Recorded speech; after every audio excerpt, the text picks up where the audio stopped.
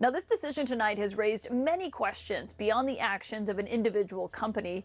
That's because this announcement comes just hours after we heard from the FCC chairman, Brendan Carr, in an interview where he said that Jimmy Kimmel should be removed over his comments about Charlie Kirk's killing. When you look at the conduct that has taken place by Jimmy Kimmel, it appears to be some of the sickest conduct possible.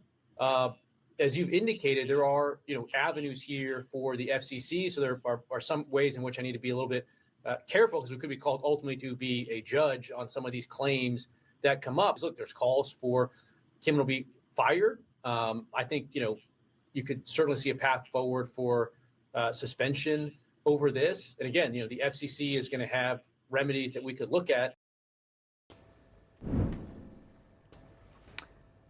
Like what Jimmy Kimmel said or not, find it tasteful or distasteful, that is the FCC chair saying there, in the wake of that there are remedies that the FCC could look at.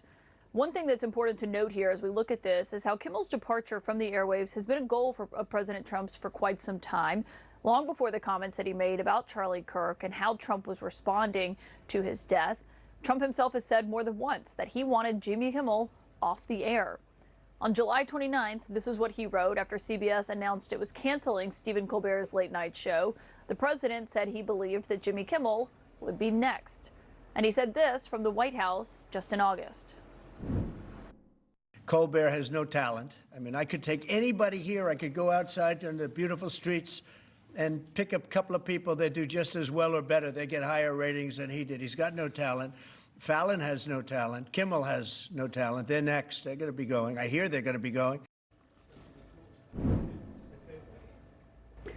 Trump said he heard that they are going to be going. I want to get straight to CNN's chief media analyst, Brian Stelter, and CNN's senior legal analyst, Ellie Honig, who are both here tonight. And Brian, one thing that stands out tonight is that it is 9 o'clock on the East Coast. It's just past 2 a.m. here in the United Kingdom. Obviously, Trump has weighed in. We haven't heard from Jimmy Kimmel himself yet or his show on this. That's what I keep waiting for.